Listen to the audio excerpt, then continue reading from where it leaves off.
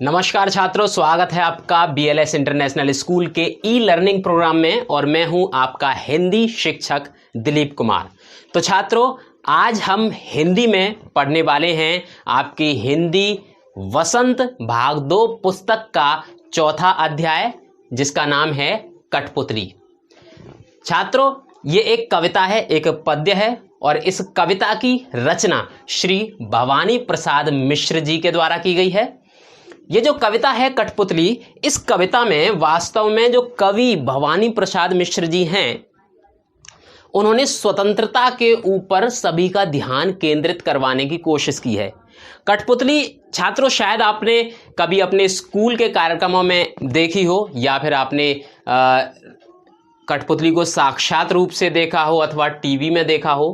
ये कठपुतली का जो तमाशा है, ये खेल है, ये पुराने समय में दिखाया जाता था, जिस वक्त internet, television, computer, mobile phone, ये सारी चीज़ें मनोरंजन के साधन नहीं थे। उस वक्त गांव-गांव में, शहर-शहर में कठपुतली के खेल हुआ करते थे। कठ का मतलब होता है लकड़ी और पुतली का मतलब होता है स्टैचू, यानी कि छोटे छोटे लकड़ी के और कपड़े से निर्मित ये स्टैचू हुआ करते थे, जिनको एक कलाकार धागों से बांधकर अभिनय करवाता था। ये कठपुतलियाँ कभी डांस किया करती थीं तो कभी एक्टिंग किया करती थीं। ये बड़ा ही मज़ेदार और रोमांचक नज़ारा हुआ करता था। यही एक बेहतरीन मनोरंजन का साधन भी था उस वक्त, लेकिन अब तो बहुत सारे मनोरंजन साधन आ चुके हैं। इसलिए कठपुतली की जो प्रथा है, ये धीरे धीरे करके अब समाप्त होती चली जा रही है। लेकिन आज भी भारत के अनेक हिस्सों में कठपुतली की इस परंपरा को जीवंत रखे हुए हैं अनेक कलाकार। कठपुतली में विशेषता ये होती है कि एक मनुष्य, एक व्यक्ति धागों से कठपुतली को बांधकर और उंगलियों के इशारों से उसको अभिनय करवाता है। इस कविता में कठपुतलियों ने ये कहा है कि हमें हमारे पाँव पर छोड़ दो। ये जो धागे बंधे हुए हैं हमारे आगे और पीछे, इन धागों को तोड़ दीजिए, क्योंकि अब हम स्वतंत्र होना चाहते हैं, स्वतंत्रता के साथ रहना चाहते हैं। और मैंने पिछली कविता हम पंछी उन्मुक्त गगन की में आपको बताया भी था स्वतंत्रता का महत्व। एक बार फिर से कवि ने यहाँ पर स्वतंत्रता का महत्व बताने की कोशिश की है कि आज़ादी किसी व्यक्ति के लिए कितनी ज़्यादा मूल्यवान है और आज़ादी प्राप्त करने के लिए व्यक्ति क्या क्या सोचता है। इस कविता में कवि ने यही सब बताने का प्रयास किया है कि एक कठपुतली जब आज़ादी की परिकल्पना करती है तो किस तरह से उसके पास बाकी की कठपुतलियों की भी जिम्मेदारी आ जाती है और फिर वो किस तरीके से अपनी भावनाओं को व्यक्त करती है। तो आइए छात्रों, सुनते हैं कविता कठपुतली का भावार्थ। कठपुतली गुस्से से उबली, बोली ये धागे क्यों हैं मेरे पीछे आगे, इन्हें तोड़ दो, मुझे मेरे पाँव पर छोड़ दो। इस पद में कठपुतली कहती है कि उसके आगे पीछे जो धागे हैं, कठपुतलियों के आगे पीछे वास्तव में कुछ धागे होते हैं। आपने कठपुतली को देखा होगा, धागों के माध्यम से उस कठपुतली को चलाया जाता है, उससे डांस करवाया जाता है और उससे अलग अलग प्रकार के अभिनय करवाए जाते हैं। ये सब कठपुतलियाँ उन धागों के सहारे ही करते हैं। और वे धागे किसके कंट्रोल में होते हैं? वे धागे किसी ऐसे व्यक्ति के कंट्रोल में होते हैं जो एक इंसान है और कठपुतलियों को अपने उंगलियों के इशारों पर नचा रहा है। तो यहाँ कठपुतली ये कहती है, उसे बहुत तेज क्रोध आता है और वो कहती है कि भाई ये धागे मेरे आगे पीछे क्यों बंधे हुए हैं, जो मेरी स्वतंत्रता को छीन रहे हैं, इन्हें तोड़ दो। मैं चाहती हूँ कि इनको तोड़ दीजिए और मुझे मेरे पाँवों पर छोड़ दो, ताकि मैं अपने पाँवों पर चहलकदमी कर सकूँ और अपनी इच्छा के अनुसार सारे कार्य कर सकूँ। क्योंकि अब तक मैं जो भी कार्य कर रही थी वो इन धागों के इशारों पर कर रही थी और ये धागे कोई और मनुष्य चला रहा था। तो कठपुतलियाँ यहाँ पर आज़ादी चाहती हैं और अपने सभी कार्य अपनी मर्जी से करना चाहती हैं। यहाँ साफ तौर पर कठपुतली ने स्वतंत्रता की ओर इशारा किया है।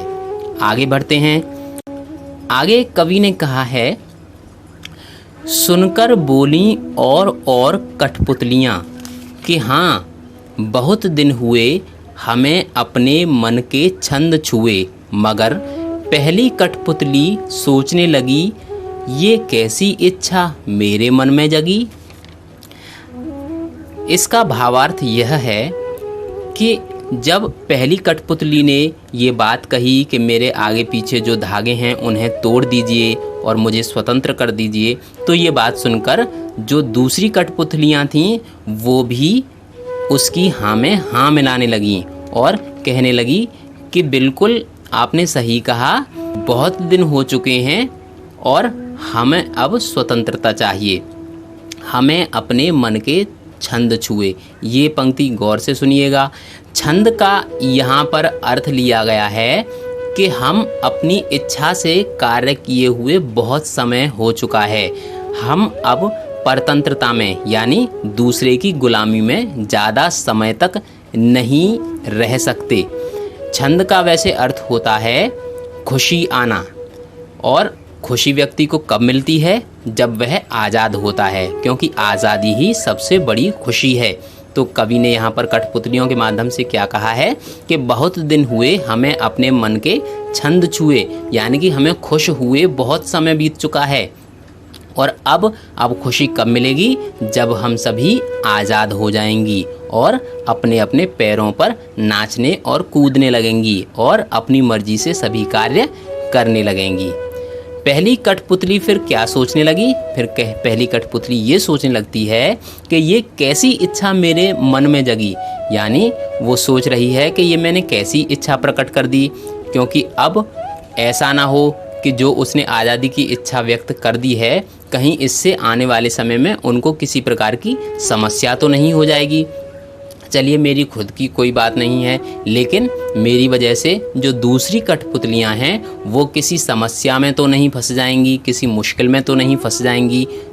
तो इसीलिए वह सोचने लगी कि ये कैसी इच्छा मेरे मन में जाग उठी है, कहीं कुछ गलत ना हो जाए या कोई मुश्किल ना हो जाए, क्योंकि अब उसके पास सिर्फ अपनी ही नहीं बल्कि बाकी की कठपुतलियों की भी जिम्मेदारी आ चुकी है। और जब हमारे पास दूसरों की भी जिम्मेदारी आ जाती है तो फिर हमें और भी ज़्यादा संजीदा और गंभीर होना पड़ता है, क्योंकि हम अपने बारे में कम सोचते हैं, दूसरों के बारे में हम ज़्यादा सोचते हैं, हमारी वजह से किसी दूसरे को नुकसान ना पहुँचे। तो छात्रों, इस पूरी कविता का भावार्थ यही है कि स्वतंत्रता सबको प्रिय होती है। कठपुतलियों को एक मनुष्य अपनी उंगली के इशारों से धागे बांध कर चलाता है, और मनुष्यों की तरह वो निर्जीव कठपुतलियाँ भी आज़ाद होना चाहती हैं, क्योंकि प्रत्येक प्राणी आज़ादी से रहना चाहता है। आज़ादी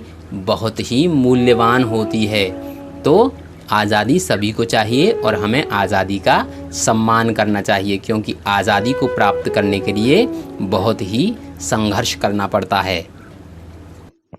तो छात्रों, ये थी कविता कठपुतली, जिसमें आपको बताया गया कि एक कठपुतली किस प्रकार की परिकल्पना करती है आज़ाद होने के लिए और साथ ही अपने अन्य साथियों को भी स्वतंत्र कराने के लिए। उम्मीद है कि आपको ये कविता समझ में आई होगी। मैं इस कविता से संबंधित कठिन शब्द और शब्दार्थ आपको एक पीडीएफ फाइल में भेज रहा हूं। साथ ही इस कविता के प्रश्न उत्तर भी मैं आपको एक पीडीएफ फाइल बनाकर भेज रहा हूं। 2 या 3 प्रश्न मैं आपको असाइनमेंट के रूप में दूंगा, जो आपको स्वयं अपने शब्दों में उनके उत्तर लिखने होंगे। इसकी उत्तरमाला मैं कल आपको भेज दूंगा। आज हमने पढ़ा वसंत का चौथा पाठ कठपुतली, कल हम व्याकरण पढ़ेंगे। साथ ही हम कल यानी शनिवार को जूम क्लास भी अटेंड करेंगे, जिसमें आपको मैं सीधे संवाद आपसे कर सकूंगा, आपके सवालों के जवाब दे सकूंगा और आपकी प्रत्येक समस्या का समाधान कर सकूंगा। तो जूम क्लास के लिए भी आप तैयार रहिएगा। जिस प्रकार से आपको ये तमाम प्रकार के कंटेंट भेजे जा रहे हैं, बहुत ही खूबसूरत तरीके से आपके सामने प्रस्तुत किए जा रहे हैं, उसी प्रकार जूम क्लास में भी आपकी तमाम समस्याओं का, तमाम जिज्ञासाओं का समाधान किया जाएगा। छात्रों, एक समस्या आप सभी के सामने अब तक ये आ रही थी कि ये एक प्रकार से वन वे ट्रैफिक चल रहा था, यानी कि हम बोले जा रहे थे, आप सुने जा रहे थे, आपकी अगर कोई समस्या है, कोई सवाल है तो आप पूछ ही नहीं सकते थे। लेकिन जूम क्लास में ऐसा नहीं होगा। जूम क्लास में बहुत सारे बच्चे जुड़े हुए होंगे, मैं प्रत्येक बच्चे की समस्या का समाधान करूंगा, हर बच्चे के सवाल का जवाब दूंगा। तो तैयार हो जाइए जूम क्लास के लिए। इस पार्ट में आज के लिए सिर्फ इतना ही। कल फिर से होगी आपसे मुलाकात नए जोश और नई उम्मीदों के साथ। तब तक के लिए दीजिए इजाजत। नमस्कार।